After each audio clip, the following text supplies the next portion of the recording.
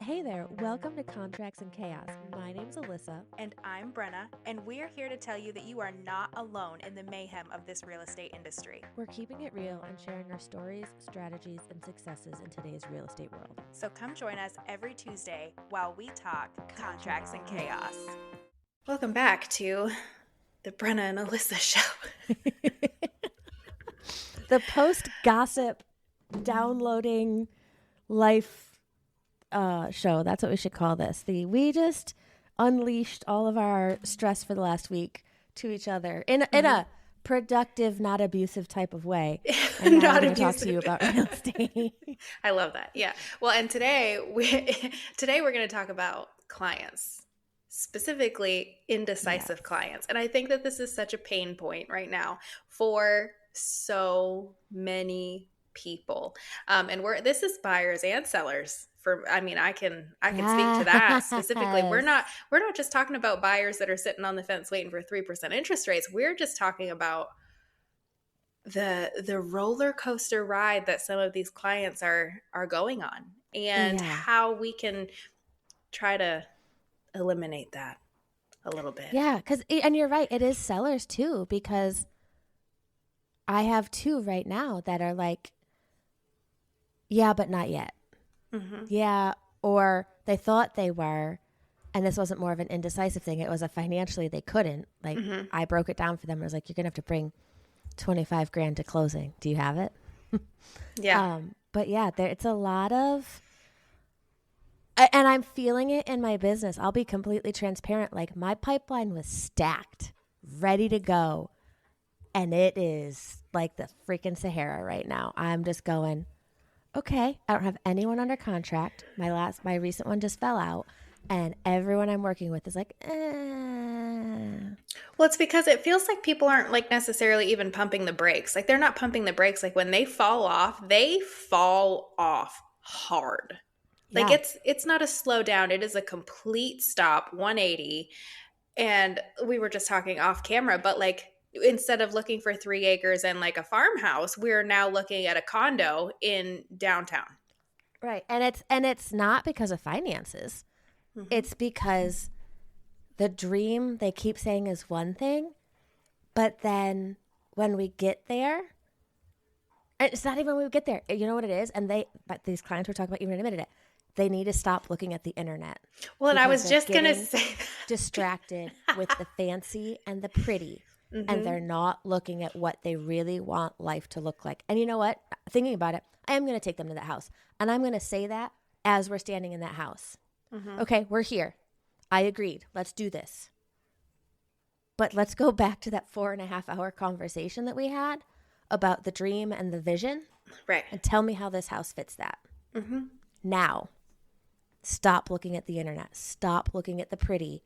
Look at and if the dream has changed, cool. But you need to convey that to me so I understand and can help.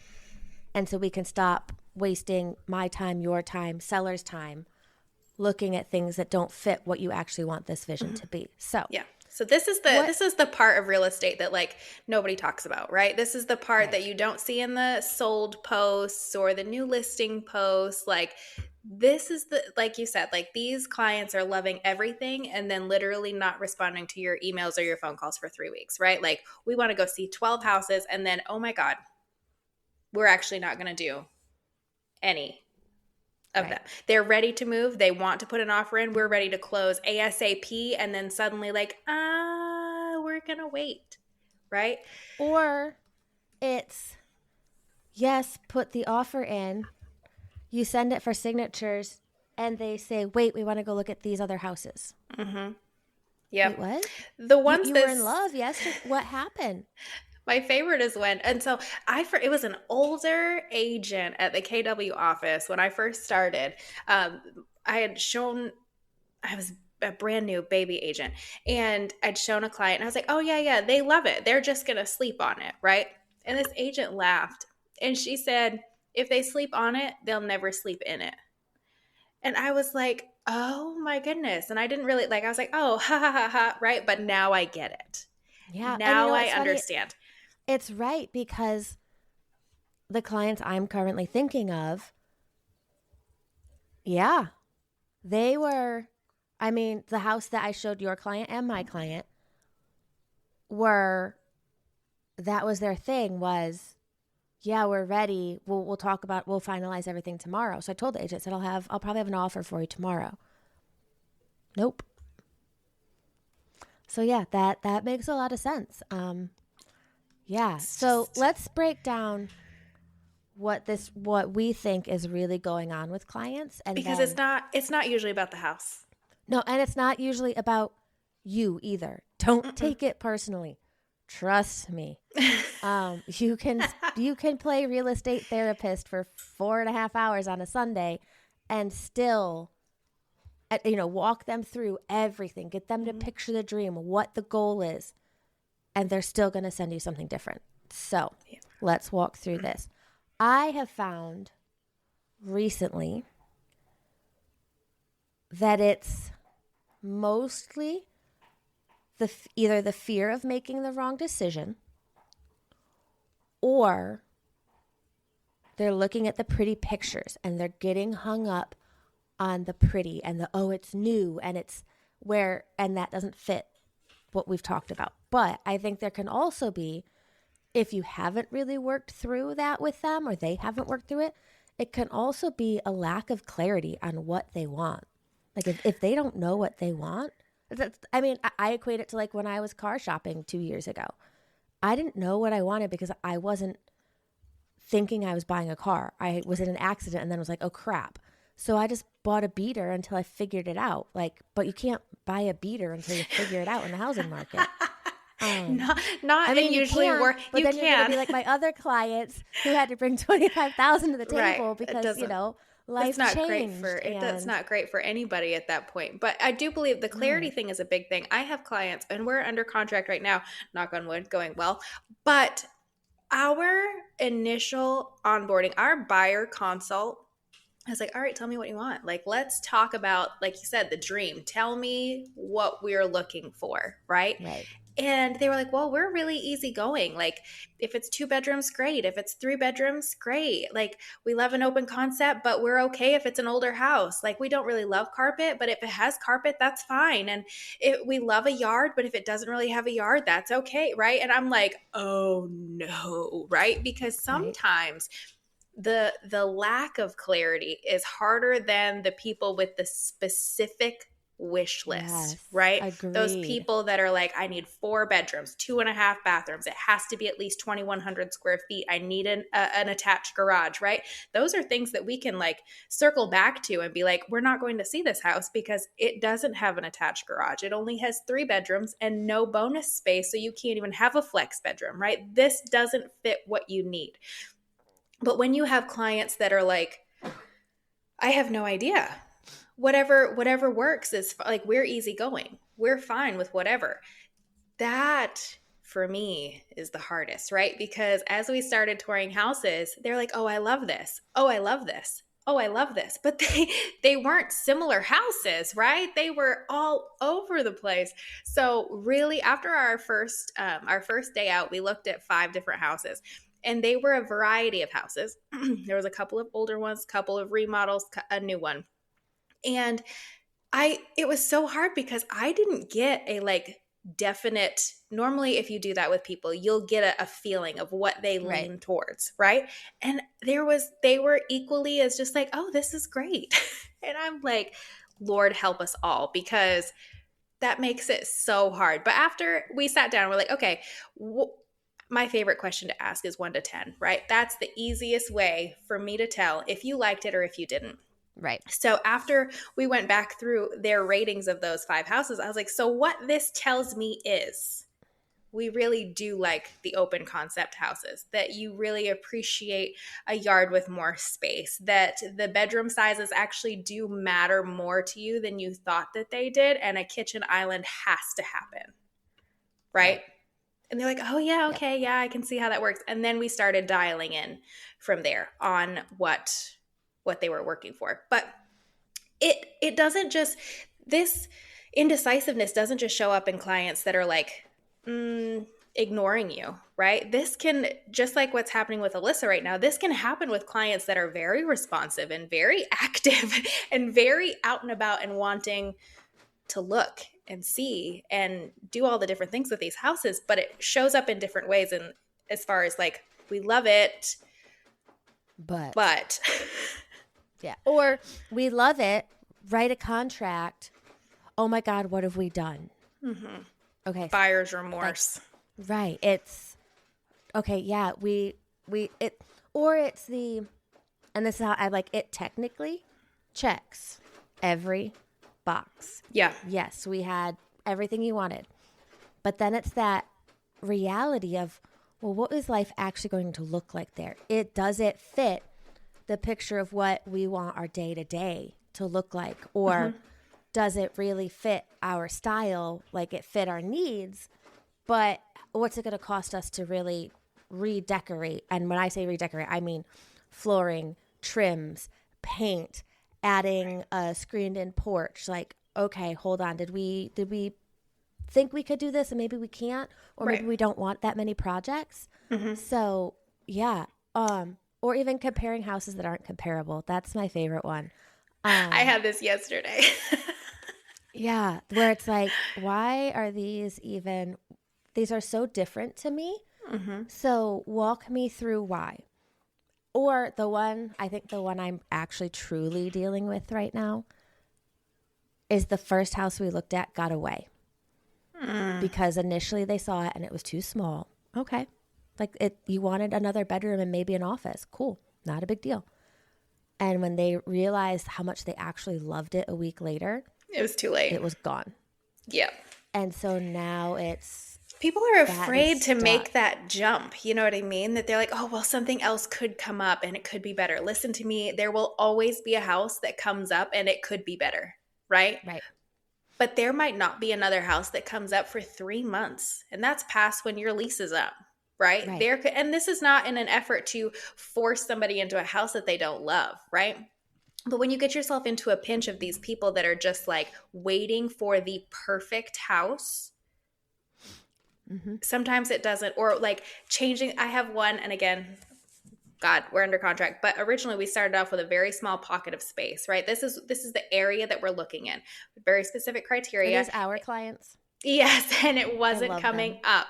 And then all of a sudden, the area gets bigger and that bigger. Area got And huge. Bigger. And then all of a sudden, we're looking at houses an hour and a half away from where they actually want to be. Yeah. Because they're not immediately seeing what they were looking for.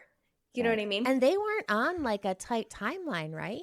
Their lease is up in June.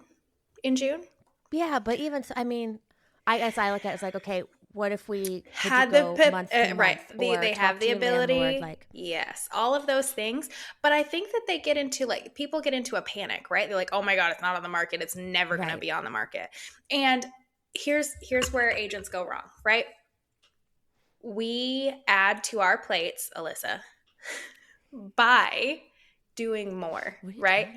We start cater, and I'm not saying don't take care of your clients. What I'm saying is if they have a very specific set of criteria or an area that they're looking in, and then suddenly we're running, an hour south and an hour north, and we're going to check out the west side, and we're actually, you know what, we might want to be by the lake. It's more showings, it's more travel, but also we're making the indecision worse because then we're not, like you said, we're comparing totally different things. A house by the lake is very different than a house in the mountains, right? A house with 3 acres is very different from a subdivision with a half-acre lot in an HOA.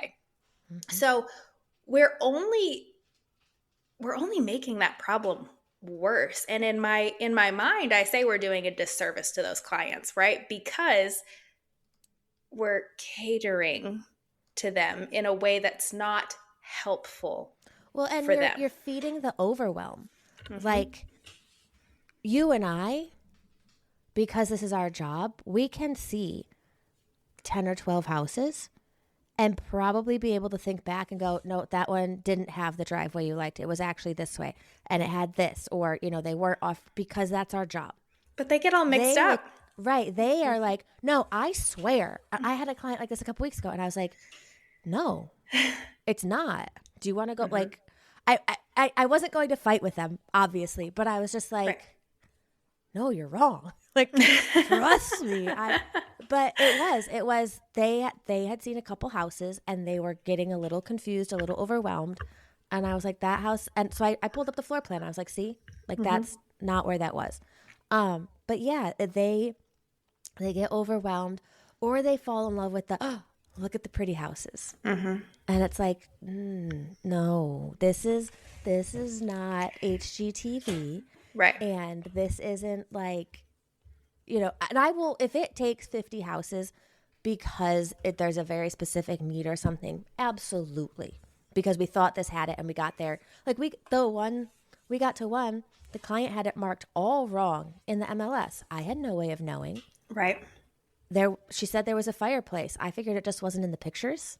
Maybe it's in a room that didn't make the photos. She said there was natural gas. Not in the entire neighborhood, sweetheart. Yeah, that's happened more than I like to admit. Maybe we should do an episode on that. Like we should double check in facts. Yesterday where I said I had to call and ask what type of financing are you offering? Well, it's in the MLS. I said, but No, it's not. It's not. That's why I'm calling. Like, what are you accepting? Cash and conventional, not FHA. And I was like, all right, but that's a whole nother story. But yeah, that is a whole nother story. That has happened a couple of times. Or like the one that both of our clients went to look at. The photos, I mean, that backyard looked great. You get there in reality, you could have opened a ski slope because it just went woof, right off the side. And I was like, yeah, there was no way for me like to tell that without pulling out like a geographical, topological, whatever that word is, map. And still, I don't know if it would have shown because, but yeah. So well, and that's another thing too but I utilize that too. If I'm pretty confident that's not it, and it's so far outside the range of where they want to be, I'll be like, take a drive by, right? In this specific instance that we're talking about, these clients, we're looking in South Carolina. Well, they were looking here in my area, but then suddenly they found this one-off property in South Carolina. And guess what? Your girl is not licensed in South Carolina. I got no interest. But my bestie is licensed in South Carolina. And my other bestie is also not licensed. I'm taking her clients to South Carolina today. So yeah. I called Alyssa and I said, listen, here's the situation. If they fall in love with this house, that's great. I'm so happy for them, right? But I don't think it's it. But they can't move on. Right. Because it might be it. So it actually was funny because I showed them the house that we're actually under contract on before the morning that they were headed to South Carolina. When they walked in and they kept saying, yeah, the one we saw this morning, I was like, why the hell am I here today? Like, if we knew. Why are we? But like, and I wasn't mad at anyone, but I was like, oh, they found it. It was so funny though, because when we toured that house that morning, they were going through and they're like, yeah, but that house in South Carolina. Yeah, but that house in South Carolina. So I was like, listen, Alyssa's great. You're going to love her. Go down, take a look. Let me know how it goes. Right. And then they got there and I thought they would like it more than they did, but I know that they wanted this area. So I wasn't sure how it would swing, but that's what we're talking about. It brings up a good, we're going to write this down for another episode too, of what not to do to add value to your house, because that was part of it. Was that house was so whitewashed. The furniture was white or light, like not even tan, like white pretty much. Looked like a hospital. They had taken out beautiful hardwood floors and put in gray vinyl. Gray is out, walls, folks. I don't know what to tell you. Out. Yeah. The walls used to be a really pretty beige in the old listing. Everything was, and it wasn't even high quality paint. It was, they went and bought cheap white contractor paint. Ugh. All of the walls, all of the trim, all of the ceilings. Ugh. Yeah. We're all like, they took houses these days. A lot of new construction does not have a ton of character, right? Right. It's something you have to add back in. But that's why it's at the price it's at, unless you're going custom. They had it was stark. It's sterile. It's sterile. That's the word I was looking for. Yeah. So, but that's part of why too. I'm assuming your house it had the charm. It had the other things. Like this one had this gorgeous garage. I mean, I'd live in the garage. But that doesn't make up for where you're living. Right. Like, and that's what I keep saying to my clients is take this one part that you're really stuck on that we know we can add pretty much anywhere if we need to. You know, even with at top of budget, we can still add this.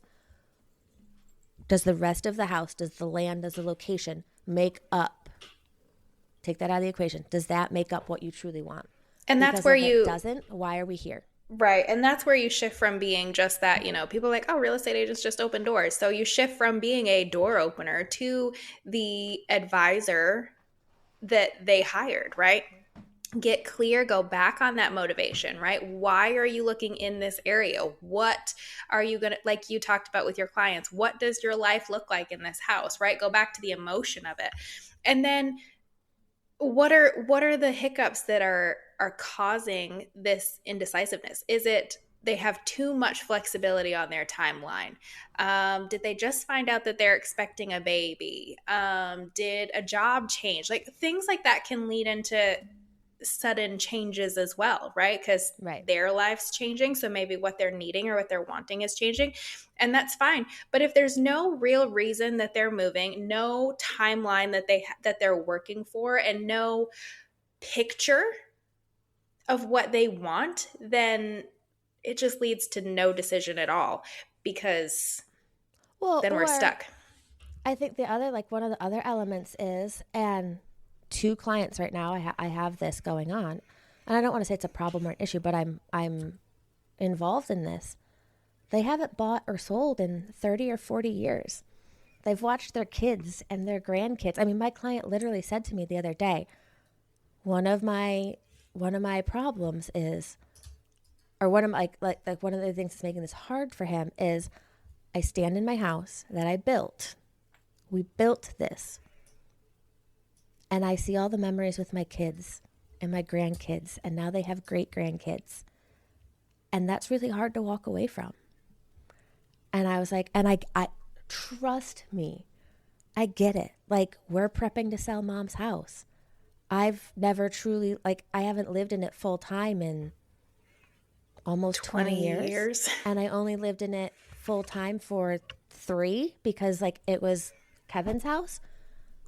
That's going to be hard because it's still holidays, visits home, mom cooking. Like, I get that. So I think that's another thing is, like, we can walk them through, like I did with my clients. I literally, guys, I used the 10-year letter on my clients.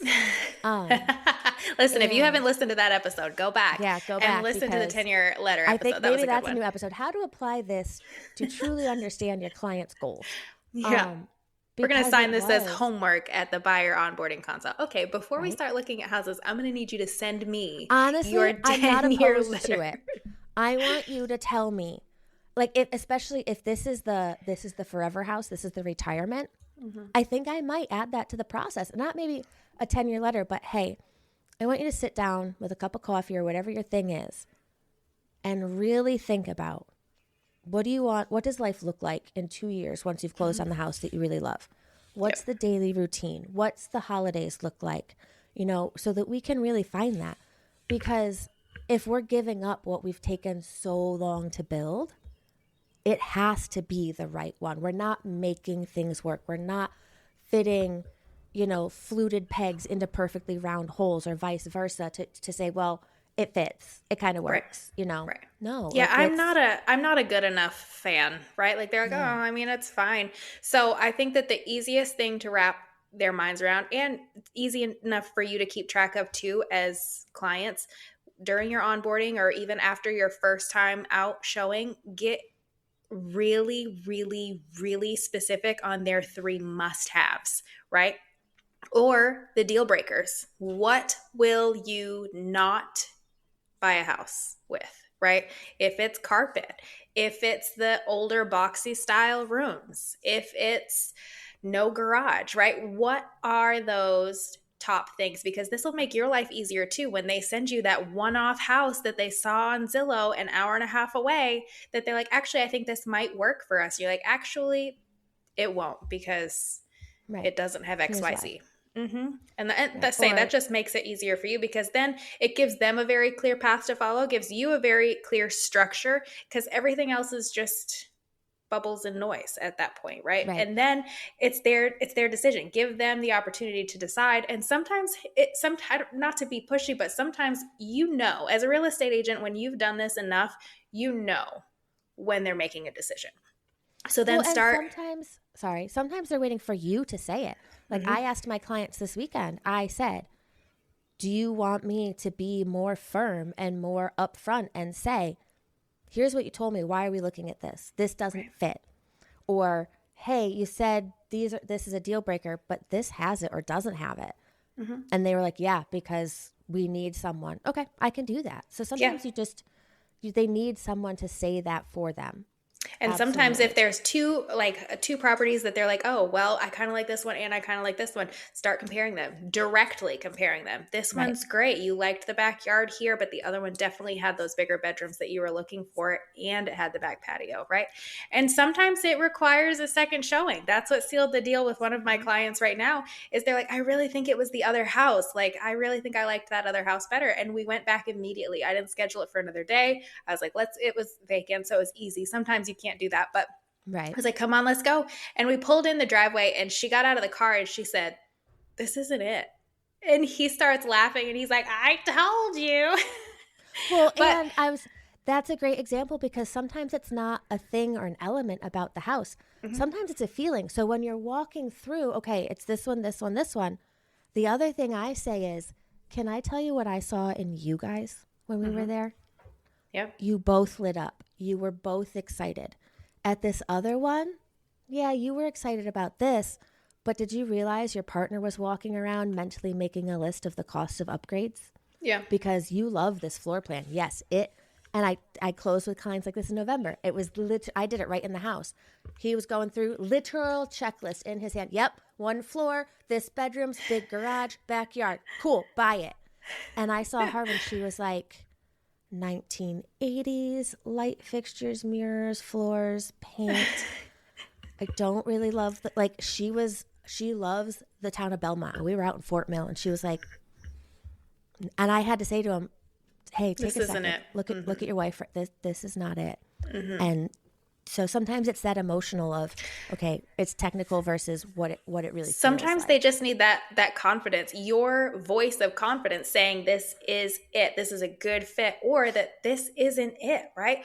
Or being able to, if they are being super wishy-washy, being able to have the confidence to say, okay, we've torn these 5 houses, 2 of them really fit what you guys were telling me that you needed, but I'm not feeling that push that you want to make an offer, right? So what piece is missing for you to put an offer in on A or B, right? Right. Because that again puts you back into that role of advisor.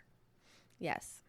That you're not just a buddy with the key code, this is your job. You need to be discussing and being able to have those conversations with your clients that you're like, listen, this is house number, and I know you said 50, but I've never shown a client 50 I've never shown houses. that many. That was just a crazy example. But yeah, or it can be, hey, because you can reverse that. Hey, we did write an offer on this and we pulled it. Then we went under contract on this and we terminated, even though technically everything was great. Why? Yeah. What happened here? I Mm-hmm. need you because I'm looking at it from a realtor standpoint of, yes, it checked every boxes. They both lit up in this house. They loved it, and we got the price we wanted. We got the repairs we needed. What happened? Because Yep. I literally went to bed one night. I was like, okay, we're on our way to closing. Due diligence ends. We're good. And woke up the next morning and went, oh, I'm sending a termination today. All right. So sometimes it's even at that point of, all right, what's going on? Because there's some type of block here. Is it emotional? Is it financial? What is it? And sometimes clients aren't ready, right? And that's something you can't want it more than they do. And that's important to not be so commission oriented to be like, you have to buy this house, right? Right. But sometimes there's a point that you realize that you're also wasting your time. Yes. And then you say, okay, let's take a breath, right? Like let's take a week. Let's see what comes on the market. We'll have another conversation. But for now, I think the overwhelm of the properties that we've already seen or the properties we've been under contract, like this is an emotional process. Let's take a minute and reconvene and see if something else feels different at that point. Exactly. Or like one of the things I did was, let's talk before we schedule any more showings. Mm-hmm.